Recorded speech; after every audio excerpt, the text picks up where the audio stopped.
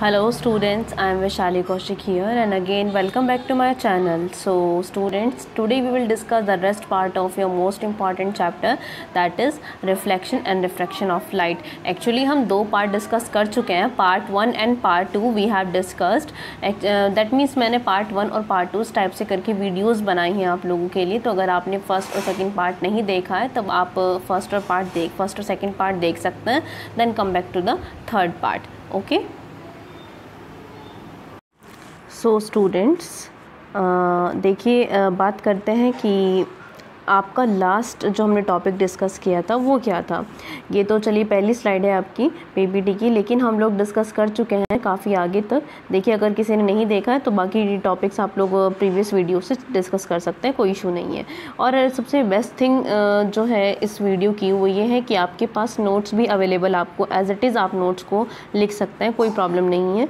सब important points ही हैं और एज ऑफ नोट्स की फॉर्म में ही ये पीपीटी आपको बनाकर दी गई है. क्लियर है. तो इसके बाद आप लोग कर सकते हैं नेक्स्ट टॉपिक. लास्ट में हमने डिस्कस किया था, लास्ट सेकंड पार्ट में, मतलब पार्ट सेकंड में हम लोग डिस्कस कर चुके थे कॉनकेव मिरर और कॉन्वेक्स मिरर. क्या कॉनकेव होता है और क्या कॉन्वेक्स होता है, ये बात हम डिस्कस कर चुके हैं.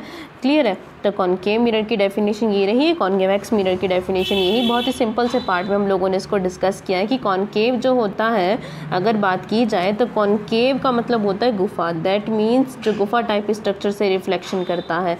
यहाँ पर जो आउटर सरफेस होती है उसको तो सिल्वर कर दिया जाता है और जो इनर सरफेस होती है वहाँ से रिफ्लेक्शन होता है. ठीक है, इसलिए हम इसको कॉनकेव मिरर कहते हैं. केव मतलब गुफा टाइप स्ट्रक्चर अगर हम बताएं तो यहाँ पर जो रिफ्लेक्शन होगा वो केव वाली डायरेक्शन से होगा. ठीक है, that's why it is known as concave mirror.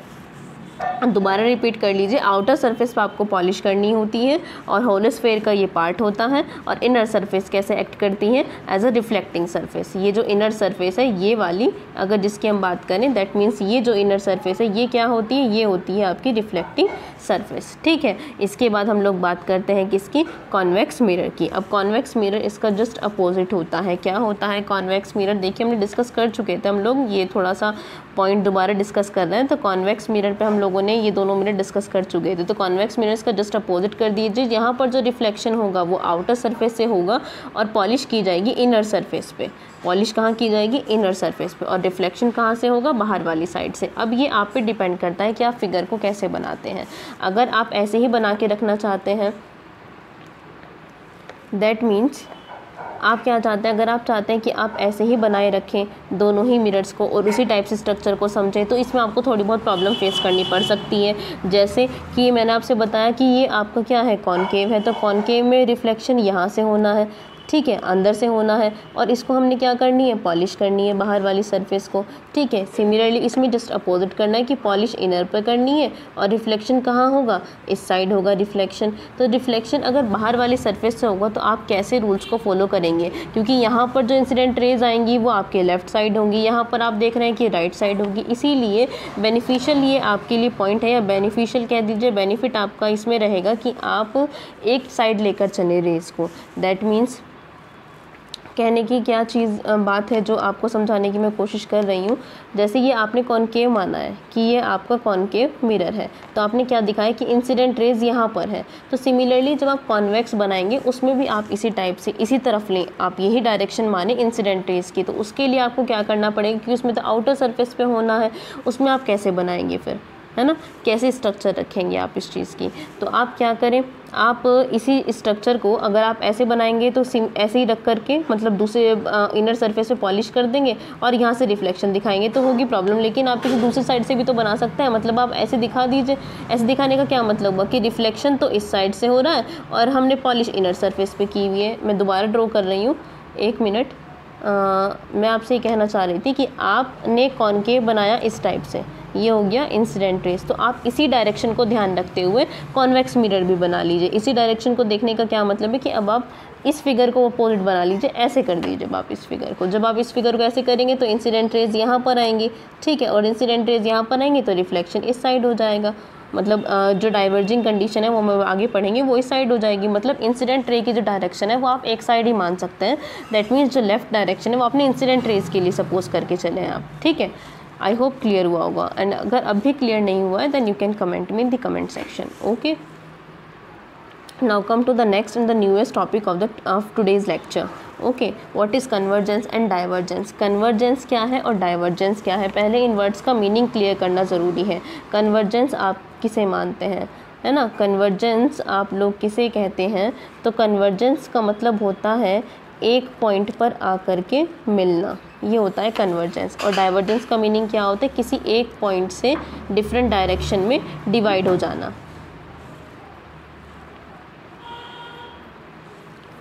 Different direction में क्या करना, फैल जाना, ये आपका क्या होता है, डाइवर्जेंस होता है। ठीक है, अब देखिए ये जो भी मिरर कन्वर्जेंस की प्रॉपर्टी रखेगा वो आपका कन्वर्ज मिरर होगा, जो डाइवर्जेंस की प्रॉपर्टी रखेगा वो डाइवर्ज मिरर कहलाएगा आपका। ठीक है, तो अगर हम इसमें बात करें दोबारा से कन्वर्जेंस और डाइवर्जेंस की,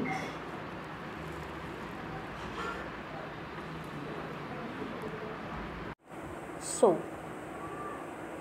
व्हाट इज़ कन्वर्जेंस, क्या है कन्वर्जेंस। अगर देखें डेफिनेशन, देखिए आप, आपके सामने है डेफिनेशन, आप इसमें लिख सकते हैं क्या है कन्वर्जेंस। अगर आप बात करेंगे तो कन्वर्जेंस की जब हम बात करेंगे यहाँ पर आप इसमें कहेंगे if a parallel beam of light, if a parallel beam of light after reflection meet at a point then the process is known as convergence of light as shown in the figure। Figure नीचे है, अभी आपको दिखाई जाएगी next slide में, that means. ठीक है, तो आपको इसमें बताना है कि अगर पैरेलल बीम जो है लाइट का रिफ्लेक्शन के बाद एक ही पॉइंट पर मिले तो इस प्रोसेस को आप कन्वर्जेंस कहेंगे। And now what is divergence, divergence क्या कहलाएगा आपका। डाइवर्जेंस देखिए, if a parallel beam of light after reflection diverges, मतलब वो क्या करेगा, डाइवर्ज करेगा, स्प्रेड आउट, डाइवर्ज का मतलब स्प्रेड आउट, फैलाना, and appear to come a point, और हमें ऐसा लगेगा कि सभी पॉइंट्स एक ही पॉइंट से आ रहे हैं, then the process is known as divergence of the light as shown in the figure. ये दोनों फिगर अभी नेक्स्ट स्लाइड में आपको शो करती हूँ। दोनों फिगर्स देख सकते हैं आप। ये कॉनकेव मिरर है। अब देखिए diagram of convergence and divergence है। एक मिरर कन्वर्जेंस की प्रॉपर्टी रखता है और एक मिरर आपकी डाइवर्जेंस की प्रॉपर्टी रखता है। क्लियर। तो कॉनकेव और कॉन्वेक्स मिरर की हम बात कर रहे थे। कॉनकेव, सीधी फर्स्ट फिगर, पहली फिगर देखिए आप लोग। पहली फिगर में आपके सामने क्या दिखाई दे रहा है, ये आपका कॉनकेव मिरर है। कॉनकेव मिरर में अभी मैंने आपको बताया है कि इंसिडेंट रे की डायरेक्शन इनर साइड से लेनी है, आपको लेनी दोनों में ही इसी टाइप से है, और ये आपकी लेफ़्ट साइड है। आप इस चीज़ को ध्यान से लेके चलें कि लेफ़्ट साइड में आप लोग क्या ले रहे हैं, इंसिडेंट रे की डायरेक्शन ले रहे हैं आप। I dot are that means incident ray. ठीक है, तो आपने क्या किया, आपने इंसिडेंट रे को देखा कि कॉनकेव मिरर क्या कर रहा है। इंसिडेंट रे जब आई, रिफ्लेक्ट हुई, तो उन्होंने क्या किया, वो एक पॉइंट पर आकर के कन्वर्ज हो रही हैं। कहाँ पे कन्वर्ज हो रही हैं, किस पॉइंट पे कन्वर्ज हो रही हैं, वो इस पॉइंट पे कन्वर्ज हो रही हैं। देखिए ये रे आई, इंसिडेंट रे, रिफ्लेक्ट हुआ, रिफ्लेक्शन हुआ, यहाँ पर प्रोसेस हुआ रिफ्लेक्शन का, और रिफ्लेक्ट होने के बाद ये कौन से पॉइंट पर मिली, एक पॉइंट हो गया इनका। अभी आपको पॉइंट पता नहीं है, बताएंगे, फोकस है इसका। ठीक है, चलिए कोई भी पॉइंट हो, आप उसकी बात नहीं कर रहे हैं अभी। सिमिलरली जो स्ट्रेट आई है, स्ट्रेट रे कैसे चली गई है, ये अपने पाथ को रिट्रेस कर रही है। सिमिलरली अगेन एक रे आई है और वो किससे जा रही है, एक पॉइंट पे मिल रही है। This is known as convergence of a point. Convergence property है ये कॉनकेव मिरर की, और ये कॉनकेव मिरर ही करता है, कॉन्वेक्स मिरर नहीं करता। पॉइंट टू बी नोटेड, है ना। ये जो पॉइंट है, ये जो मैंने आपको बताया, ये जो प्रॉपर्टी है कॉनकेव मिरर रखता है, कन्वेक्स मिरर नहीं रखता। इस चीज़ को आप ध्यान रखेंगे।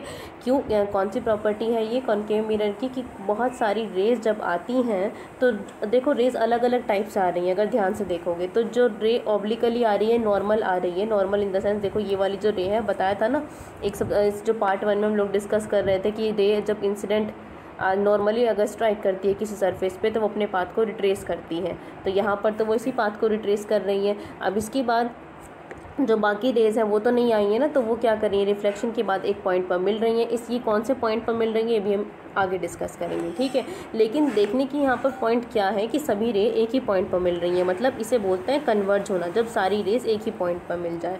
अब डाइवर्ज होना किसे कहते हैं, डाइवर्ज होने के लिए आपको देखनी होगी second figure, and it is the property of convex mirror. Divergence property किसकी है, कॉन्वेक्स मिरर की है। तो कॉन्वेक्स मिरर के लिए आप यहाँ देखिए, कॉन्वेक्स मिरर में आपको क्या करना है, देख पा रहे होंगे आप, थोड़ा सा वो जो ऊपर आपको दिखाई नहीं दे पा रही हूँ शायद, एक मिनट रुक जाइए, मैं इसको देखिए।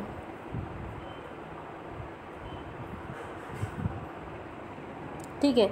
तो आपने जब इसकी प्रॉपर्टी को डिस्कस करना है कि डाइवर्जेंस क्या है, तो डाइवर्जेंस का मीनिंग देखिए यहाँ पर क्या हुआ। मैंने आपसे क्या कहा था कि आप यही माने, लेफ़्ट डायरेक्शन ही माने इंसिडेंट की।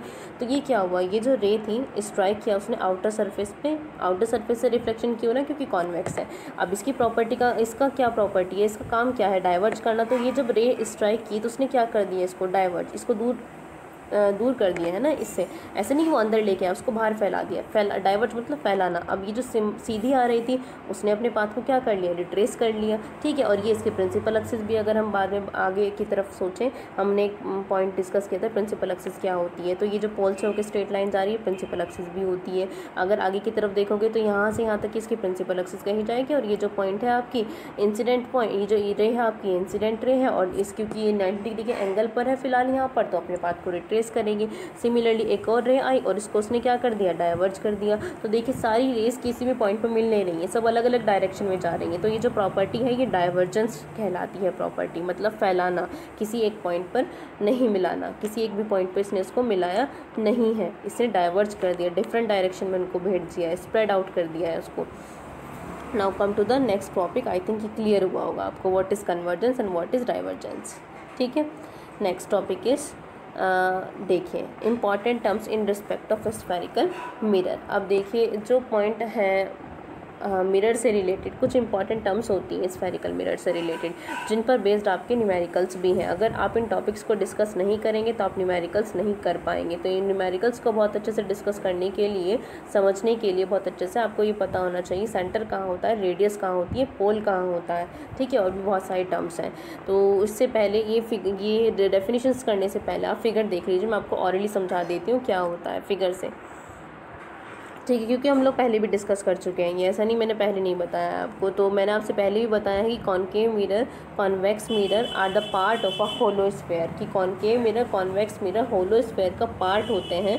और जिस होलो स्फेयर का वो पार्ट होते हैं, उसी होलो स्फेयर के, ये होलो स्फेयर हुआ, इसी होलो स्फेयर के सेंटर को जब आप इसकी इतने से पार्ट को कट करेंगे तो ये एक मिरर बन जाएगा। तो होलो स्फेयर का जो सेंटर है वो ही इस मिरर का क्या कहा जाएगा, सेंटर ऑफ कर्वेचर। ठीक है। इस होलो स्फेयर की जो रेडियस होगी वो ही इसकी इस कटे हुए पार्ट की या फिर इस पार्ट की क्या कही जाएगी, रेडियस ऑफ कर्वेचर। ठीक है। और ये जो आपने इस पार्ट को अलग किया है होलो स्फेयर से, इस पार्ट का जो मिड पॉइंट होगा वो क्या कहा जाएगा, पोल। आई होप ये तीनों पॉइंट्स आपको क्लियर हुए होंगे। ठीक है। अब इस वाली फिगर को आप देखिए, कॉन्वेक्स मिरर आपके सामने है। तो कॉन्वेक्स मिरर में एक्स वाई क्या हुआ, एक पार्ट हो गया होलो स्फेयर का। पी यहाँ पर क्या ले लिया गया, जहाँ पी लिखा है ये हुआ इसका पोल। पी, पोल को आप पी से डिनोट करते हैं। और जब आप देखेंगे पॉलिश, वही हम ये भी हम डिस्कस कर चुके हैं, इनर पार्ट पर इसकी क्या कर दी गई है, पॉलिश। इसके बाद एक पॉइंट और होता है, जब आप इन दोनों एंड्स को मिलाते हैं, जैसे मैंने आपसे कहा था आपने इस पार्ट को कट किया है, तो आप इन दोनों एंड्स को जब मिलाएंगे कि स्ट्रेट लाइन के थ्रू, तो ये इसकी अपर्चर बोली जाती है। यहाँ पर देखिए। ठीक है। तो हम लोग चार टॉपिक्स डिस्कस कर चुके हैं, what is centre of curvature, what is radius of curvature, what is pole and what is aperture. ठीक है। तो ये चारों पॉइंट दोनों ही पार्ट, दोनों ही मिरर्स में होते हैं, कॉनकेव में भी कॉन्वेक्स में भी। रेडियस ऑफ कर्वेचर भी दोनों का होता है, सेंटर ऑफ कर्वेचर भी दोनों का होता है, पोल भी दोनों के होते हैं, अपर्चर भी दोनों के लिए होती है।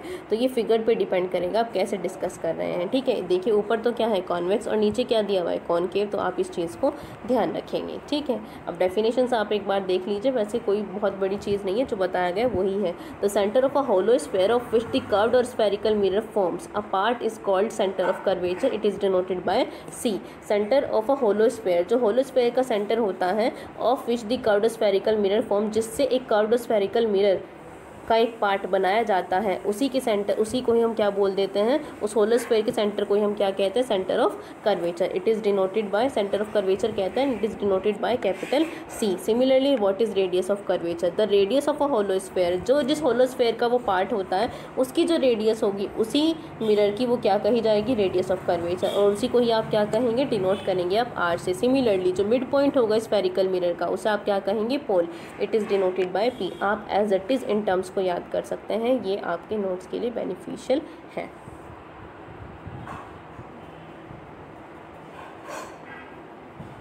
ओके। नेक्स्ट हम लोग डिस्कस करते हैं देखिए अपर्चर भी मैं आपको बता चुकी हूँ। The part of a spherical mirror expose to the incident light is called the aperture of the spherical mirror. It is represented by X Y as shown in the figure. ये भी हमने आपको बता दिया है कि ये आपका पार्ट था जो आपने पार्ट होलो स्फेयर का डिस्कस किया। इन दोनों पार्ट को जब आप एंड्स को किसी एक स्ट्रेट लाइंस के थ्रू मिला देंगे तो यहाँ पर इंसिडेंट रे क्या करेंगे, स्ट्राइक करेंगे इसी पार्ट पर आते हुए। तो इसी को क्या बोला जाए, aperture. The part of a spherical mirror expose to the incident light, जो एक्सपोज करें इंसिडेंट लाइट को, उसी को क्या बोलेंगे हम, aperture. Now what is principal axis. Principal axis के लिए आपको क्या करना है, principal axis a line joining the centre of curvature and P of a spherical mirror and extended on either side is called the principal axis. That means ये आपका mirror है, कोई भी डिस्कस कर लीजिए। मैंने इसको मान लिया कि ये क्या है, ये कॉनकेव है। तो कॉनकेव में ये आपका पोल है और सपोज करिए ये आपका सेंटर ऑफ कर्वेचर हुआ। तो इन दोनों पॉइंट्स को एक्सटेंड करते हुए, सॉरी इन दोनों पॉइंट्स को मीट कराते हुए, मिलाते हुए जो आप लाइन एक्सटेंड करेंगे किसी भी डायरेक्शन में, इसी डायरेक्शन में वैसे आप एक्सटेंड करेंगे या फिर आगे भी आप लेके जा सकते हैं, कोई इशू नहीं है। तो ये जो लाइन होगी ये आपकी क्या कहलाएगी, प्रिंसिपल एक्सिस। यहाँ पर लिखा हुआ भी है लाइन जॉइनिंग दी, वो लाइन जो जॉइन करे सेंटर को और पोल को ऑफ ए स्फेरिकल मिरर, किसी भी स्फेरिकल मिरर के, and extended on either side, किसी भी साइड आप उसे क्या कर सकते हैं, एक साइड आप उसे एक्सटेंड करेंगे, वो आपकी क्या कहलाएगी, प्रिंसिपल एक्सिस। आप इस साइड एक्सटेंड करें या फिर इस साइड एक्सटेंड करें, किसी भी एक साइड में एक्सटेंड कर सकते हैं, ठीक है।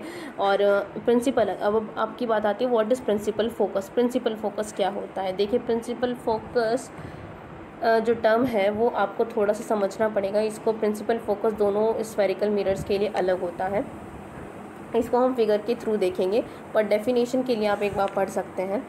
जैसे हमने बताया था अभी पीछे हम लोगों ने एक पॉइंट डिस्कस किया था, पीछे हम लोगों ने जो पॉइंट डिस्कस किया था वो ये था, जैसे ये कॉनकेव मिरर था, ये इंसिडेंट रेस थी, है ना। इंसिडेंट रे आपकी इस टाइप से आई और ये सभी रेस कहाँ पर आई हैं, ये सभी रेस आपकी एक पॉइंट पर मिल गई। ये आप पेंसिल से बनाएंगे तो आपकी स्ट्रक्चर बिल्कुल क्लियर बनेगी। तो ये जो रेस थी आपकी क्या हुई, ये स्ट्राइक करने के बाद कहाँ बन गई है, किसी एक पॉइंट पर मिल गई है। तो ये हुआ आपका प्रिंसिपल फोकस किसका, कॉनकेव मिरर का।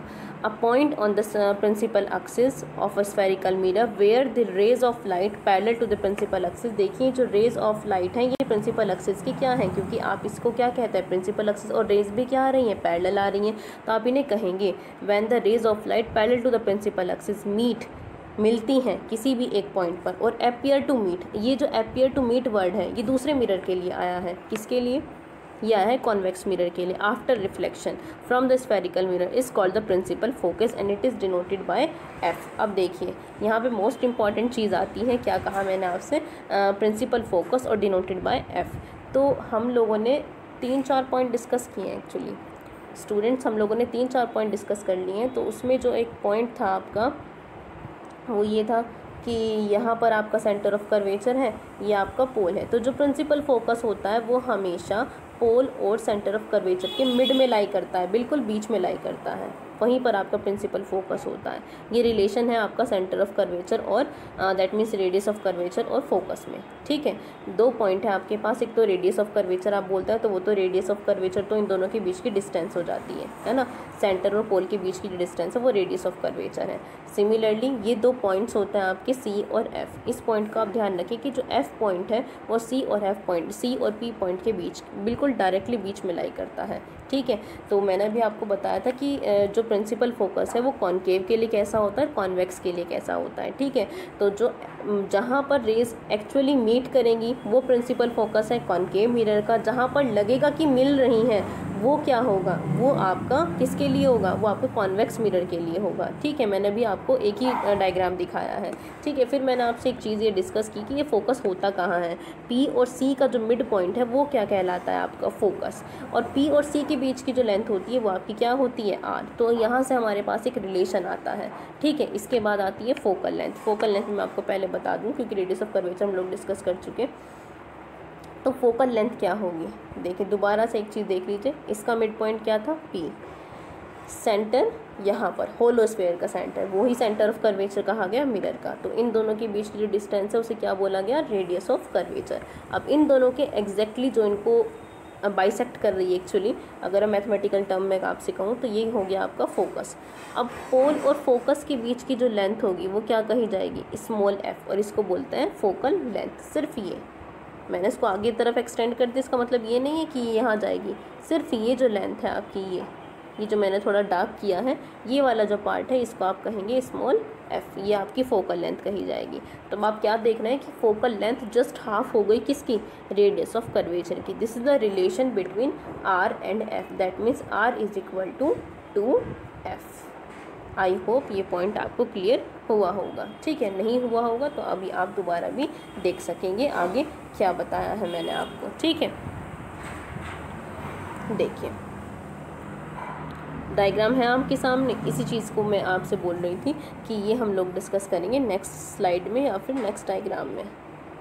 ठीक है, अब देखिए ये वाला डायग्राम देखिए, ये आपका कौन सा मिरर हुआ, कॉनकेव। ठीक है, ये आपका हुआ कॉनकेव मिरर। तो कॉनकेव मिरर में आप देखिए इंसिडेंट रेज आपकी क्या कर रही हैं, एक पॉइंट पर स्ट्राइक कर रही हैं, सॉरी स्ट्राइक करने के बाद एक पॉइंट पर मिल रही हैं। ठीक है, अब ये रूल मैं बार बार नहीं बताऊंगी आपको कि ये वापस क्यों आ रही है, क्योंकि ये स्ट्रेट गई है तो नॉर्मल मतलब 90 डिग्री के एंगल पर ये लाई कर रही है या स्ट्राइक कर रही है, इसीलिए अपने पाथ को रिट्रेस कर रही है। ठीक है, लेकिन वो लोग 90 डिग्री के एंगल पर, वो जो ऊपर वाली जो रेज हैं ये 90 डिग्री के एंगल पर नहीं है, इसीलिए ये मतलब अपने पाथ को रिट्रेस नहीं कर रहे हैं। ठीक है, तो इस बात को ध्यान रखिएगा, ये 90 डिग्री के एंगल पर नहीं है, सिर्फ मिड वाली रे 90 डिग्री के एंगल पर है, स्टार्टिंग की जो 2 रेज है वो नहीं है। तो ये तीनों रेज स्ट्राइक करने के बाद एक ही पॉइंट पर मिली हैं, तो इसे आप कहेंगे principal focus of concave mirror. ठीक है, और ये कहाँ होगा, ये सेंटर ऑफ कर्वेचर और पोल के बिल्कुल मिड में होगा। इन दोनों के बीच की लेंथ को क्या बताया, ये हो गई फोकल लेंथ किसकी, कॉनकेव मिरर की। समझ में आया अब आपको। और ये आपका, अगर मैं मानूँ कि यहाँ पे सेंटर है तो ये आपकी हो गई रेडियस ऑफ कर्वेचर, पोल तक डिस्टेंस, सेंटर और पी के बीच की डिस्टेंस हो गई, वो हो गई आपकी आर। अब ये जो डायग्राम है ये है किसके लिए, ये जो आपका सेकेंड वाला डायग्राम है,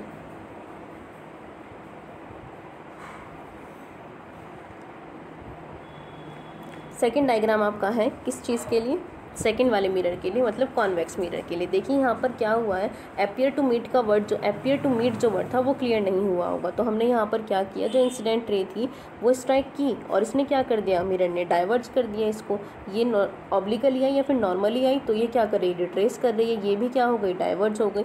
अब ये तीनों रेस कहीं पर भी मिल नहीं रही हैं, तो हम इन्हें क्या करेंगे, लेफ्ट डायरेक्शन पर आपके इंसिडेंट रे हैं, तो हम सोचते हैं अगर हम देखें इन पॉइंट्स को आगे की तरफ, मतलब इनर पार्ट में लेकर आएँ, तो ये किसी एक पॉइंट से ऐसा लगेगा मिल रही है, मतलब अपियर टू मीट वाली कंडीशन आ गई है यहाँ पर। अगर हम देखें इन पॉइंट्स, इन रेस को जब हम पीछे की तरफ मिलाएंगे, तो इसीलिए ये वर्ड आया था अपियर टू मीट। इसके लिए किस टाइप के मिरर के लिए, ये कॉनकेव और ये आपका कॉन्वेक्स मिरर के लिए आपका वर्ड आया था अपियर टू मीट, क्योंकि जो इसका काम होता है वो डाइवर्ज करने का होता है, तो ये रेस कहीं पर भी इस टाइप से मिलती नहीं है। एक्चुअल कंडीशन में आप उन्हें एक तरह से कहा जाए तो ज़बरदस्ती पीछे की तरफ मिलाते हैं। ठीक है, तो देखो ये भी लेफ़्ट डायरेक्शन में हुआ और ये भी राइट डायरेक्शन में हुआ। तो सिमिलरली अगर यहाँ देखोगे तो यहाँ पर लेफ़्ट डायरेक्शन में तुम्हारे इंसिडेंट रे हैं और लेफ़्ट डायरेक्शन में ही फोकस पॉइंट है, लेकिन यहाँ पर कहाँ है, राइट डायरेक्शन में। तो इस चीज़ को ध्यान रखेंगे आप, इसकी प्रैक्टिस करेंगे ध्यान से कि ये मैंने आपसे क्यों कहा था, इसीलिए मैंने आपसे कहा था कि अगर आप मानते हैं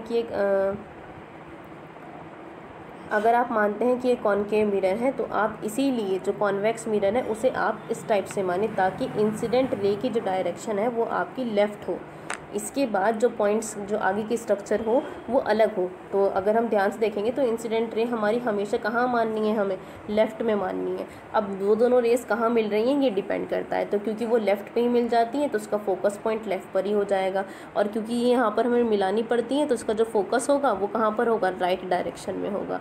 आप इस पॉइंट को ध्यान रखें क्योंकि इससे आगे की चीज़ें बदलने वाली है, इसका इफेक्ट पड़ेगा फोकल लेंथ पर और रेडियस ऑफ कर्वेचर पर। ठीक है, क्योंकि आपको साइन कन्वेंशन ध्यान रखना होता है, जो कि हम आगे डिस्कस करेंगे। मैथ्स में भी आप लोग साइन कन्वेंशन स्टडी करते हैं कि लेफ़्ट में चीज़ें क्या ली जाएंगी और राइट में चीज़ें कैसे ली जाएंगी, तो आप इस चीज़ को ध्यान रखें। इंसिडेंट रे हमेशा लेफ़्ट पर लेना है और फोकस पॉइंट, जो आपकी फोकल लेंथ है, फोकस पॉइंट है, रेडियस ऑफ कर्वेचर है, वो कहाँ पर, कौन से मिरर में हमें कैसे ध्यान रखना है। तो आप इस चीज़ की प्रैक्टिस करेंगे ध्यान से, जो मैंने बताया कि लेफ़्ट पर हमेशा इंसिडेंट लेना है और राइट पर अकॉर्डिंग टू द सिचुएशन हमें चीज़ों को हैंडल करना है।